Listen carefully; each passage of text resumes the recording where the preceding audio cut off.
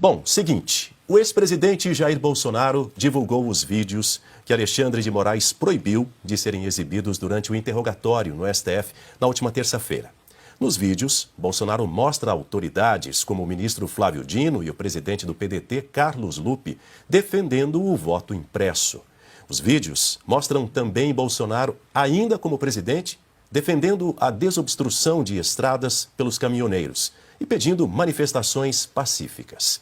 Bom, vamos lá. Primeiro vídeo. Em 2010, Flávio Dino acusou fraude no sistema eleitoral depois de perder a eleição para o governo do Maranhão. O senhor ficou em segundo lugar na eleição aqui para governador do Maranhão, por uma diferença mínima. Eu te pergunto, o senhor acredita que houve fraude? Houve várias modalidades de fraude, algumas já identificadas pela Justiça Eleitoral, pelo Ministério Público, pela imprensa, já foram anunciadas. E nós estamos nesse momento numa atitude de aguardar a ação dessas instituições, porque são fatos documentados, públicos e notórios, que abrangeram todo o período da propaganda eleitoral, com a distribuição de vantagens indevidas, a chamada compra de votos, meios ilícitos de propaganda, tudo isso podendo influenciar o resultado da eleição. Bom, daí 2 anos depois, o Flávio Dino criticou as urnas eletrônicas. Um ano atrás, como relator da reforma eleitoral, parecia premonição, eu dizia, acolhendo uma proposição do PDT, de que havia necessidade de aprimorar o sistema de urnas eletrônicas no Brasil. E essa eleição, a qual eu vivenciei 1 ano depois, quer dizer, 1 ano atrás eu já pensava assim. E hoje tive a oportunidade, não gostaria de ter tido, mas tive a oportunidade de ser vítima de um processo que precisa ser aprimorado, precisa ser melhor auditado, precisa ser melhor acompanhado, que é o sistema das urnas eletrônicas. Como é que se dá a votação eletrônica, como é que se evita o eleitor votando por outro, que foi esse debate no Supremo, da carteira de identidade, que foi mal colocado, que foi mal posto. O Congresso estava certo ao exigir pelo menos o documento de identidade com foto. Por quê? Porque evita, diminui as fraudes, porque o caminho seguinte era a Justiça Eleitoral tirar daquele livro de eleitores o número do título. Porque é o número do título ali que permite que o mesário vote pelo eleitor que não foi, ou pelo eleitor que morreu. O que acontece hoje? Das 5 horas da tarde, o mesário verifica lá em consórcio com os fiscais, verifica os eleitores que não compareceram, porque não foram, porque morreram, porque viajaram. Com o número do título, ele libera a urna eletrônica e vota quantas vezes ele quiser. Então esse é um tema da maior gravidade.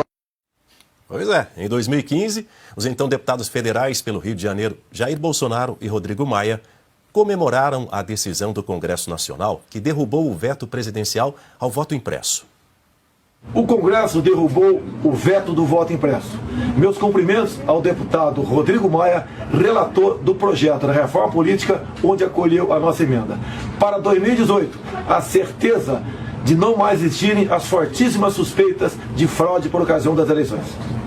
E agora na reforma política eu tive a oportunidade de relatar a emenda constitucional e agora o projeto de lei, em que tive a oportunidade de incluir a questão do voto impresso por ideia, proposta e trabalho do deputado Jair Bolsonaro, que no início desse debate talvez tenha sido um dos poucos deputados que acreditava que nós pudéssemos incluir na emenda constitucional e depois no projeto de lei que tive a oportunidade de também relatar. Então quero agradecer ao deputado Bolsonaro, agradecer ao plenário. A decisão de derrubar o veto do voto impresso é uma vitória da sociedade brasileira, que pode ter o direito, a partir das eleições de 2018, de recontar qualquer uma das urnas.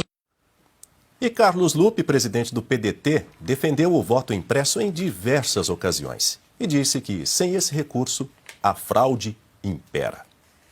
Nós sempre achamos, isso tem mais de 20 anos, desde a sua introdução, que a urna eletrônica deveria ter a impressão do voto do lado, com uma impressora, com uma tela transparente, para se conferir o voto e depois ir para a urna. Não aconteceu até agora. Desde o surgimento da urna eletrônica, 25 anos atrás, nosso líder, nossa referência do partido, Leonel de Moura Brizola, já defendia uma coisa simples de se fazer, a impressão do voto. para que possa votar lá, apertar o númerozinho do seu candidato, apertar o 12. Você vê aquele papelzinho como se fosse esse papel que a gente, quando paga um cartão de crédito, tem como recibo, cair numa urna transparente e ficar ali guardado. Quando se tiver desconfiança, quando tiver uma votação muito diferente de locais, você pode conferir esse voto. É esse o segredo de toda a democracia no mundo. A possibilidade de recontagem, a possibilidade de conferência de voto. Hoje, algumas pessoas mais à direita querem defender a impressão do voto. Não é porque eles estão hoje defendendo que nós vamos deixar de defender aquilo que para a democracia é salutar. Já foi aprovado, inclusive, no Congresso Nacional. E o tribunal não quis fazer porque disse na época que não tinha recursos para fazê-lo.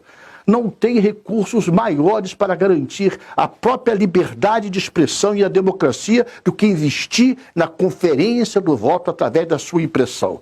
Nós do PDT, através do nosso líder Leonel Brizola, fomos quem primeiro falou isso e temos coragem de claramente dizer a todo o povo brasileiro: sem a impressão do voto não há possibilidade de recontagem. Sem recontagem, a fraude impera. E na primeira coletiva, depois das eleições de 2022, Bolsonaro faz um comentário admitindo a derrota e diz que os jornalistas vão sentir saudade. Vão sentir saudade da gente, né? Ainda em novembro de 2022, depois das eleições, Bolsonaro alerta para manifestações pacíficas pelo Brasil. As manifestações pacíficas sempre serão bem-vindas. Mas os nossos métodos não podem ser os da esquerda, que sempre prejudicaram a população, como invasão de propriedades, destruição de patrimônio e cerceamento do direito de ir e vir. E logo depois desse discurso de Bolsonaro, o então ministro Ciro Nogueira anunciou o início da transição de governo. O presidente Jair Messias Bolsonaro me autorizou, quando for provocado, com base na lei, nós iniciaremos o processo de transição. A presidente do PT, segundo ela, em nome do presidente Lula, disse que na quinta-feira será formalizado o nome do vice-presidente Geraldo Alckmin. Aguardaremos que isso seja formalizado para cumprir a lei no nosso país. Depois das eleições de 2022, Bolsonaro faz vídeos solicitando aos caminhoneiros que desobstruam as rodovias. Brasileiros que estão protestando por todo o Brasil. Sei que vocês estão chateados, estão tristes, esperavam outra coisa. Eu também estou tão chateado, tão triste quanto você. Mas nós temos que ter a cabeça no lugar. Os protestos, as manifestações são muito bem-vindas. Fazem parte do jogo democrático. E ao longo dos anos, muito disso foi feito pelo Brasil. Na Esplanada, Copacabana, Paulista, e tantos outros lugares. Agora tem algo que não é legal. O fechamento de rodovias pelo Brasil prejudica o direito de vir das pessoas. Está lá a nossa Constituição. E nós sempre tivemos, dentro dessas 4 linhas, nós temos que respeitar o direito de outras pessoas que estão se movimentando, além de prejuízo à nossa economia. Eu quero fazer um apelo a você: desobstrua as rodovias. Isso daí não faz parte, no meu entender, dessas manifestações legítimas. Não vamos perder nós aqui essa nossa legitimidade. Em live no dia 30 de dezembro de 2022, Bolsonaro alerta aos seus seguidores para não irem para o confronto. Nós não queremos o confronto, nem estimulo ninguém a partir para o confronto. É a pior maneira de tentar resolver o assunto. E na mesma live de dezembro de 2022, Bolsonaro falou para os seus apoiadores: não vamos para o tudo ou nada. Não vamos achar que o mundo vai acabar dia 1º de janeiro. Vamos por tudo ou nada. Não. Não tem tudo ou nada. Inteligência. Mostrar que somos diferentes do outro lado. Nós respeitamos as normas, as leis, a Constituição. Nós sabemos dar valor à liberdade que eles têm. Em entrevista ao Roda Viva em fevereiro de 2025, o ministro da Defesa, José Múcio, falou que recorreu ao presidente Bolsonaro para que ajudasse na transição de governo com os comandantes das Forças Armadas.